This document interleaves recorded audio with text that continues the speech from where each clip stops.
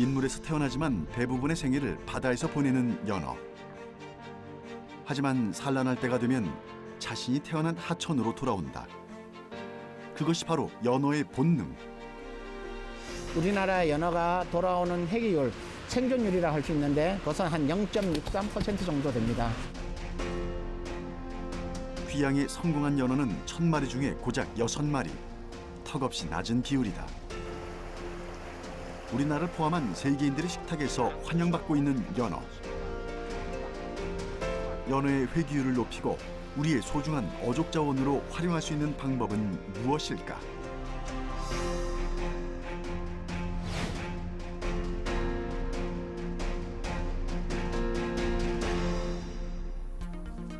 최근에 발표된 한국인이 가장 좋아하는 수산물에 대한 설문조사에서 연어에 대한 소비자 선호도가 눈에 띄게 증가한 것으로 드러났다. 특히 음식점 메뉴 선호도에서 연어를 재료로 한 음식들이 높은 점수를 얻고 있다. 하지만 국내에 유통되는 연어의 대부분은 수입산이다. 생연어의 97% 이상을 차지하는 노르웨이 연어의 한국 수입량은 지난해에 비해 45% 증가했다는데, 그렇다면 국내산 연어를 볼 수 있는 곳은 없을까? 수소문 끝에 제작진이 찾아간 곳은 강원도 고성군. 항구에 도착하니 분주하게 포획 작업을 하는 사람들을 만날 수 있었는데, 여러 사람이 힘을 모아 거대한 그물을 항구 앞 양식장에 던져놓는다. 이 그물 안에 물고기가 들어오기 시작하면 그물을 한쪽으로 몰아 물고기를 건져낸다.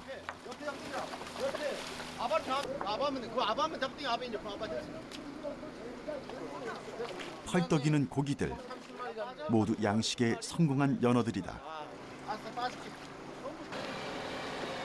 잠시 후 이 연어들을 싣고 갈 연어 수송 트럭이 도착했다. 사람들의 손길이 점점 더 바빠지기 시작한다. 그물로 모은 연어를 뜰채를 이용해 건져내는데, 큼지막한 연어, 이 펄떡이는 움직임을 보면 싱싱한 것은 두말할 나위가 없다. 크기는 지금 보니까 50, 60cm 되는 것 같은데요? 예, 크기는 약 60cm 정도고 몸무게가 3kg 전후입니다. 네. 이거는 몇 년생이에요? 민물에서 1년 자라고 바다에서 1년을 키워서 총 2년 자랐습니다. 네, 저희가 양식을 하게 된 이유는 연어를 전량 수입에 의존하고 있는데 우리나라 강원도에 회귀하는 연어는 그 수가 해마다 줄고 있습니다. 그래서 저희가 직접 양식을 하게 됨으로써 수입 연어를 대체하고 나가서 일본이나 중국 등 주변 국가에 수출을 하기 위해서 저희가 이렇게 양식을 시작하게 됐습니다. 포획량은 부족한가요? 잡는 거는? 네, 잡는 양은 해마다 줄고 있어서요. 저희가 직접 이렇게 가두리로 양식을 하게 됐습니다. 연어의 양식 과정은 쉽지 않았다. 먼저 캐나다에서 들여온 은연어 알을 육상 민물 양식장에서 1년간 키워냈다. 그리고 다시 고성 봉포항 앞바다로 옮긴 후 1년 동안 200g의 치어를 4에서 5kg의 성어로 키워냈다. 연어는 17도씨 이하인 환경에서만 생존이 가능하다. 때문에 여름철에는 수온이 크게 오르는 동해바다에서는 양식하기가 쉽지 않다. 그래서 생각해낸 방법이 특수 제작한 가두리 양식장을 항구에서 5km 떨어진 외항 쪽으로 띄우는 것이다. 수심 25m까지 내려갈 수 있는 부침식 가두리는 보통 때는 물 위에 띄워놓지만 유사시에는 수면 아래로 침하시킬 수 있다. 덕분에 가두리장의 수온을 15에서 18도씨로 유지할 수 있고 연어 양식에도 성공할 수 있었다.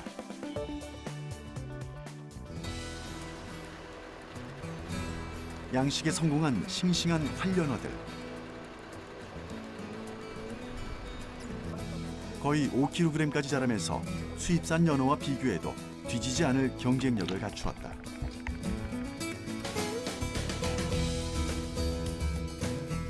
그러면 이 지금 5톤 정도 되는 연어를 어디서 가지고 오셨나요? 네, 이 연어는 육지에서 약 5km 떨어진 봉포 외해 가두리 양식장에서 가져온 연어고요. 특히나 이제 저희가 2년 동안 키워서 이번에 처음으로 상업 출하를 하게 됐습니다. 올해부터 이런 가두리에서 양식한 국산 연어 500톤이 시장으로 출하 준비를 하고 있는데 내년부터는 연간 2,000톤의 연어를 국내에서 생산할 수 있다고 한다. 이렇게 생산이 본격화되면 국민들이 좀 더 저렴한 가격으로 싱싱한 연어를 맛볼 수 있다.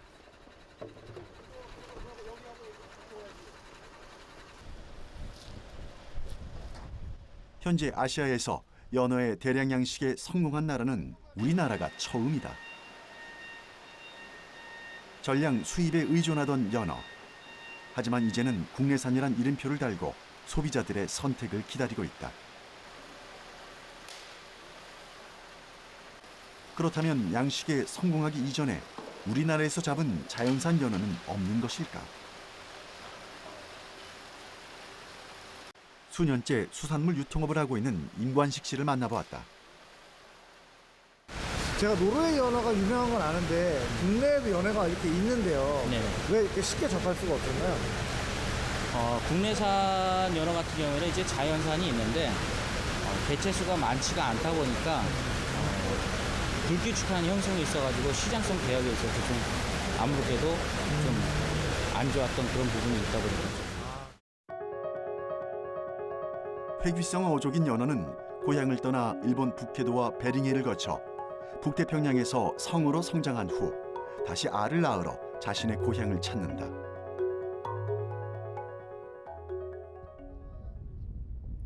우리나라 연어의 고향인 강원도 양양의 남대천.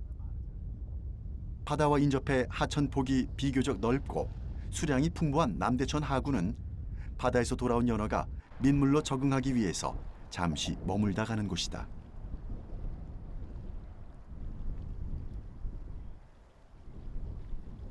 (9월) 하순부터 산발적으로 돌아오기 시작하던 연어들은 남대천 하구의 물길이 바다로 열리는 (10월) 중순부터 줄을 이어 이곳에 도착한다. 연어들이 마지막 생을 고향에서 보내는 것이다. 바다에서 민물로 들어오면서 연어의 몸에는 여러 가지 생리적 변화가 생긴다. 몸이 밝고 화려한 혼인색을 띠게 되는 것이다. 수컷의 경우는 위턱과 아래턱이 길어지면서 갈고리 모양으로 휘고 날카로운 송곳니가 생긴다. 연어는 산란을 위해 고향에 돌아온 날부터 오직 물만 삼켜서 아가미 쪽으로 내보낸다. 마치 먹는 일을 잊은 것처럼 암수가 똑같이 굽는다. 이런 배고픔과 몸이 돌에 긁히는 고통을 감내하면서 최종 목적지인 상류로 이동하는데 하지만 곳곳에 연어의 귀환을 방해하는 요소들이 있다. 강을 가로지르며 물고기의 이동을 막는 거대한 콘크리트 덩어리, 바로 보다. 오직 산란을 위한 목적으로 갖은 고생 끝에 고향에 도착한 연어. 다 왔나 싶었더니 또 다른 장애물이 기다리고 있는 것이다. 이 보는 연어뿐만 아니라 다른 물고기들의 이동도 방해한다. 그 대안으로 설치된 것이 바로 이 어도. 하천의 생태적 기능을 회복하고 물고기를 비롯한 수생 생물이 자유롭게 이동할 수 있도록 하기 위함인데 이 역시 사람이 만든 인공 구조물이기에 물고기들이 어도를 이용하기는 쉽지가 않다. 또한 이 어도를 관리하는 비용도 만만치가 않다는데 차라리 보를 제거하는 것이 환경이나 물고기를 위해서 더 나은 선택은 아닐까. 제작진은 담당자를 만나서 보의 필요성에 대해 들어보았다. 농업용 용수를 공급을 하는 것도 있고 원래 목적은 이제 그거였지만 현재 들어 부가적으로는 여름에 막 물이 많이 내려오고 홍수 때 토사 같은 거가 갑자기 밀려 내려오는 것도 방지가 되고 그 물도 뭐 막 한꺼번에 내려오는 것도 방지가 될 뿐더러 여기에 어느 정도 물을 가두는 효과가 있어가지고 옆에서 지하수를 이렇게 뽑게 되면 그런데도 많은 도움이 있어가지고 뭐 고기를 생각하면은 당장이라도 이거 없애버리고 싶지만 뭐 그런 효과, 농업용이라든가 아까 말씀드렸던 그런 효과 때문에 그 없애는 것도 또 좀 어려움이 있습니다. 예. 그럼 비용이 들더라도 어도를 만드는 게 옳은 방법이겠네요. 뭐 예, 그렇습니다. 예.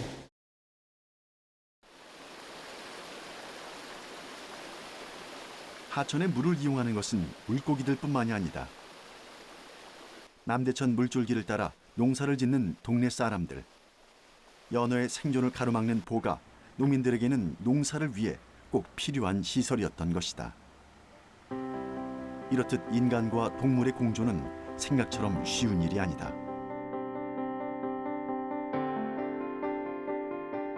그렇다면 이 보를 유지하면서도 연어가 산란을 지속할 수 있는 방법은 없는 것일까? 제작진은 남대천 하류에서 그런 노력을 기울이고 있는 사람들을 만났다. 센터장님, 여기는 무슨 하천이죠? 여기가 지금 우리나라 동해안에서 연어가 가장 많이 올라오는 양양남대천입니다. 양양남대천 이곳은 지금 바다에서부터 여기까지 거리가 약 한 1.2km 정도 떨어져 있고요. 그다음 위쪽으로는 남대천이 시작하는 곳에서 한 20km 정도 됩니다. 이 남대천에는 맑은 물과 또 하천폭과 길이를 가장 이렇게 동해안에서 크게 가지고 있는 하천이다 보니 연어가 올라오는 곳이 가장 양이 많고요. 우리나라 전체 그 어린 연어 방류량이 약 한 75%에서 80% 정도를 차지하기 때문에 연어의 모촌 하천이라고 이렇게 얘기할 수 있습니다. 요즘 남대천을 찾는 연어들은 자신의 고향인 하천의 상류까지 올라가기가 힘들다. 어쩔 수 없이 하류에서 산란을 마치고 생을 다하는 경우도 많다. 문제는 이런 환경에서는 연어의 산란도 또 수정란의 부화도 제대로 이루어지기 힘들다는 데 있다. 곳곳에 산란을 마치고 죽어있는 연어들이 눈에 띄었다. 힘겹게 고향까지 와서 산란에 성공한 듯 보였지만 기대에 미치지 못하는 결과를 생각하면 연어의 일생이 가혹하기만 하다. 지금 저기 연어도 보이고요. 여기 죽은 연어도 보이네요. 예. 연어는 일생에 한 번 산란하고 죽습니다. 근데 산란하러 올라와야 되는데 이 강에서 미리 산란을 이제 한 연어들은 산란하고 난 다음에 한 5일 이내에는 이렇게 죽습니다. 그래서 이제 이렇게 죽어가지고 저기에서 부패가 됨으로 인해서 저기에서 먹이 생물이 발생하고 나중에 이제 어린 연어가 태어나면은 어미 연어의 몸에서 난 먹이 생물을 통해서 자기가 영양을 흡수하고 자라게 되는 것이죠. 그러니까 생태 하천에서는 이것이 가장 자연스럽게 선순환이 돼야 되는 것이죠. 예. 그래서 저희들이 어미 연어가 죽어도 이렇게 하천에 놔두고 나중에 먹이가 이렇게 발생하도록 이렇게 유도를 하고 있습니다. 네네. 남대천 하류에는 조금 특별한 어도가 있다. 연어들은 농업용 보로 가로막힌 상류로 올라가는 대신 이 어도를 따라 하천을 거슬러 오른다. 인공적으로 조성된 이 어도는 연어를 냉수성 어류센터 사육지를 향해 스스로 들어오게 만든다. 자신이 태어난 고향의 물냄새를 따라 강을 거슬러 오르는 연어는 자연스럽게 인공 부화장을 향한다. 이곳은 연어의 인공 수정과 부화를 맡고 있는 내수면 생명자원센터. 어도를 따라 들어온 연어들을 다시 한쪽으로 몰아넣으면 본격적으로 인공 수정 작업이 시작된다.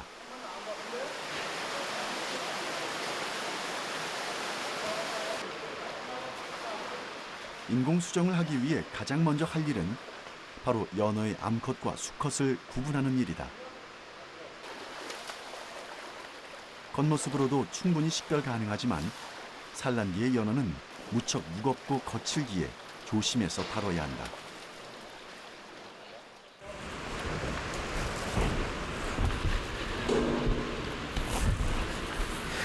지금 암컷과 수컷은요, 이게 바다에 있을 때는 이 채색이 은회색을 띱니다. 은빛을 띠고 있는데 하천으로 올라오면은요, 이렇게 혼인색이 나타납니다. 그러니까 이건 산란기가 가까이 됐다는 것을 이제 나타내는데요. 암컷은 주둥이가 이렇게 곱상하게 생겼고 이빨이 그렇게 사납게 생기지 않았거든요. 근데 수컷은 위턱과 아래턱이 심하게 구부러지고 이빨이 굉장히 강하게 이렇게 발달되어 있습니다. 예. 그리고 암컷은 복부가 상당히 말랑말랑하게 둥근 형태로 되어 있는데 이것은 수컷은 또 이 체폭이 굉장히 넓고요. 그다음에 암컷은 통통한 유선형을 나타내고 있습니다. 이것이 이제 암컷과 수컷의 차이가 되겠죠. 예, 예. 이게 지금 거의 한 60cm 정도 되는 예, 예. 모노포드인데요. 보통 60cm가 넘네요. 우리나라에 올라오는 어미 연어는요 2년에서 5년 산이 올라옵니다. 그 중에서 3년에서 4년 산이 95% 이상을 차지하고 있습니다. 그러니까 이 정도 크기면은요 한 4년에서 5년 정도 되는 그런 어미 연어가 되겠죠. 예, 크기로 볼 때. 예. 수컷의 지느러미를 자르는 이유는 향후 DNA 대조를 위해서다. 인공 부화된 연어가 방류됐다가 몇 년 후 다시 돌아왔을 때 유전자 분석을 통해 정확한 회귀율을 파악할 수 있다. 센터에서는 연어의 자원화 작업을 위해서 산란기 연어의 무게와 길이를 꼼꼼히 기록해 데이터화시키고 있다. 58.8, 54.9, 56.8, 53.2. 크기 측정하는 거는 이게 그동안 이제 계속적인 자료를 통해 가지고 어느 정도 그 크기의 연어들이 올라오는지 그걸 이제 분석하기 위해서 가랑이 체장하고 체장을 측정합니다. 연어의 인공 수정 과정은 간단하다. 먼저 암컷의 배를 갈라 알을 모은다. 그 후에 암컷에서 채취한 알에다 수컷의 배를 눌러 정액을 짜낸다. 통 안에서 알과 정액이 섞이면서 저절로 수정이 이루어지는 것이다. 지금 한 45년 동안 했던 자료를 통계를 이렇게 내보면은 우리나라 연어가 돌아오는 회귀율, 생존율이라 할 수 있는데 그것은 한 0.63% 정도 됩니다. 1000마리 보내서 6마리 정도 돌아온다고 보면 되는 거죠. 이렇게 아주 작은 영이 꾸준히 계속 이어지기 때문에 그래도 동해안에 연어가 자원화되고 있는 거거든요. 만일에 그 우리 1%만 해도 굉장히 작다 그러는데 0.6%면 얼마나 작습니까? 근데 그것을 오랜 시간 꾸준히 저희들이 한 45년 이렇게 50년 가까이를 이렇게 지금 지속적으로 하고 있거든요. 그러므로 인해서 동해안의 연어가 자원화되고 그 자원화된 연어를 가지고 동해안 어민들이 이용해서 소득으로 부과하고 저희들이 생태 환경적으로도 중요한 교육적인 자료로 활용을 할 수 있는 것이죠. 연어의 수정란은 부화하는데 약 50에서 60일이 소요된다. 이 기간 동안 자연적으로 죽어버리는 수정란을 하나씩 걸러내는 것도 사람의 몫이다. 수정된 지 30일이 지나면 수정란 안에 조그마한 눈이 생기기 시작한다. 그리고 한 마리, 두 마리씩 연어의 치어가 수정란 밖으로 그 모습을 드러낸다.